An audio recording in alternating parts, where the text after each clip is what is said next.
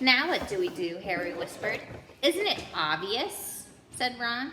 We're gonna have to play, and we're gonna have to be the chessmen. He walked up to the Black Knight and pulled his hand out to touch the knight's horse. At once, the stone sprang to life.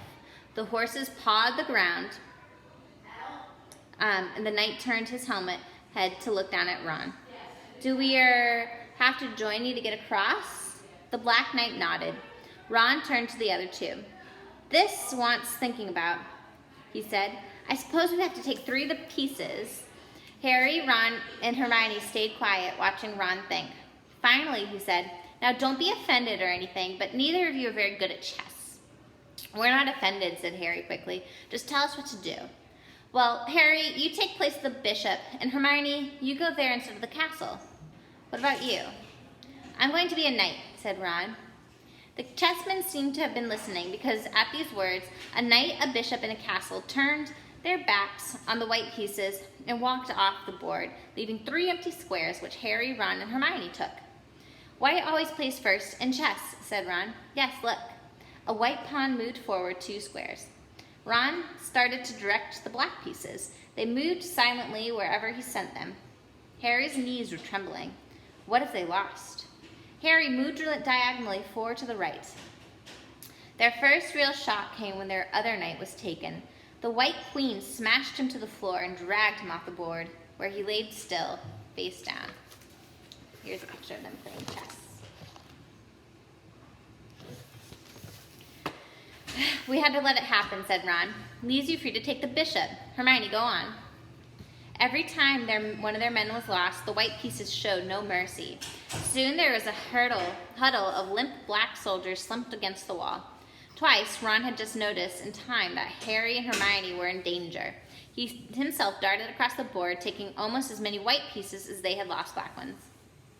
We're nearly there, he muttered suddenly. Let me think. The white queen turned her blank face towards him. Yes, said Ron softly. It's the only way. I've got to be taken. No, Harry and Hermione shouted. That's chess, snapped Ron. You've got to make some sacrifices. I'll make my move, she'll take me, and that leaves you free to checkmate the king, Harry. But do you want to stop Snape or not? Ron, look, if you don't hurry up, he'll already have a stone. There's nothing else for it.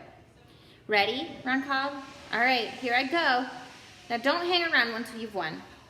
He stepped forward and the white queen pounced. She struck Ron hard around the head with her stone arm and he crashed to the floor. Hermione screamed but stayed on her square. The white queen dragged Ron on one side. He looked as though he had been knocked out. Shaking, Harry moved forward 3 spaces to the left. The white king took off his crown and threw it at Harry's feet. They had won. The chessmen parted and bowed, leaving the door ahead clear. With one last desperate look back at Ron, Harry and Hermione charged their way through the door into the next passageway. What if he'll be all right, said Harry. What do you reckon's next? Well, we said we had sprouts. That was Devil's Snare. Flitwick must have put the chimes on the keys. McGonagall's transfigured the chessmen to make them alive. So that leaves Quirrell's spell and Snape's. They had reached another door. All right, Harry whispered. Go on. Harry pushed it open. A disgusting smell filled their nostrils, making both of them pull up their robes over their noses. Eyes watering, they saw flat on the floor in front of them a troll larger than anyone had ever tackled, out cold with a bloody lump on his head. I'm glad we didn't have to fight that one, Harry whispered carefully. All right, come on, I can't breathe. He pulled open to the next door, both of them hardly daring to look at what came next. But there was nothing very frightful about happening here. Just a table with 7 different shaped bottles standing in a line. Snape's, said Harry. What do we have to do? They stepped over the threshold, and immediately a fire sprang up behind them in the doorway. This wasn't an ordinary fire either. It was purple.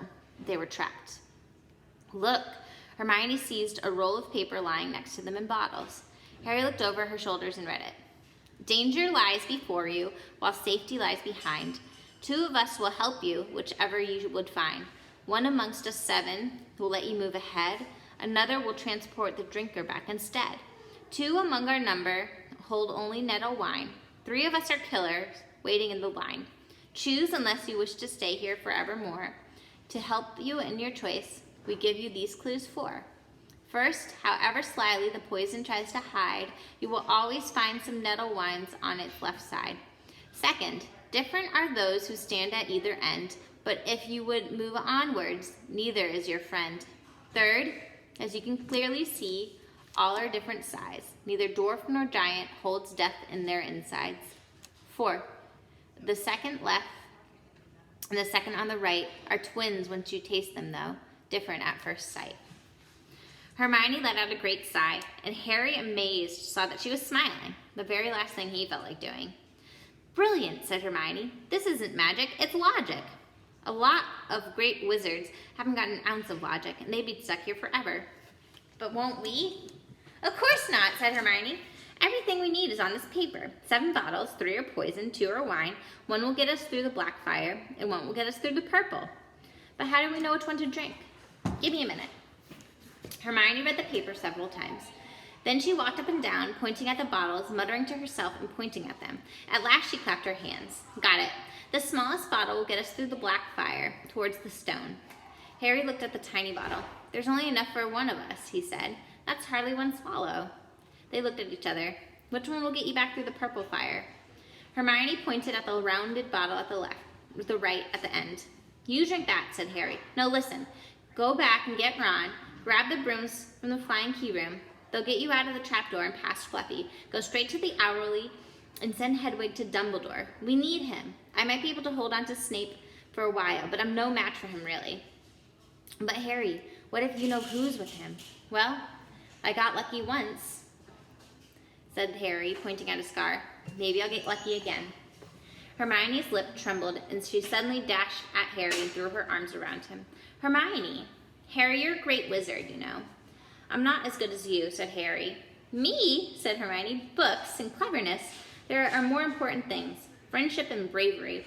And, oh, Harry, do be careful. Drink first, said Harry. You sure you know which is which? Positive, said Hermione. She took a long drink from the round bottle at the end and shuddered. It's not poison, said Harry anxiously. No, but it tastes like ice. Quick, go, before it wears off. Good luck, take care. Go! Hermione turned and walked straight through the purple flame. Harry took a deep breath and picked up the smallest bottle. He turned to face the black flames. Here I come, he said, and he drained the little bottle in 1 gulp. It was indeed as though ice was flooding through his body. He put down the bottle and walked forward. He braced himself. He saw black flames licking his body, but he couldn't feel them.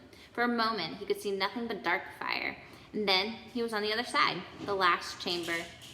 There was already somebody there, but it wasn't Snape. It wasn't even Voldemort.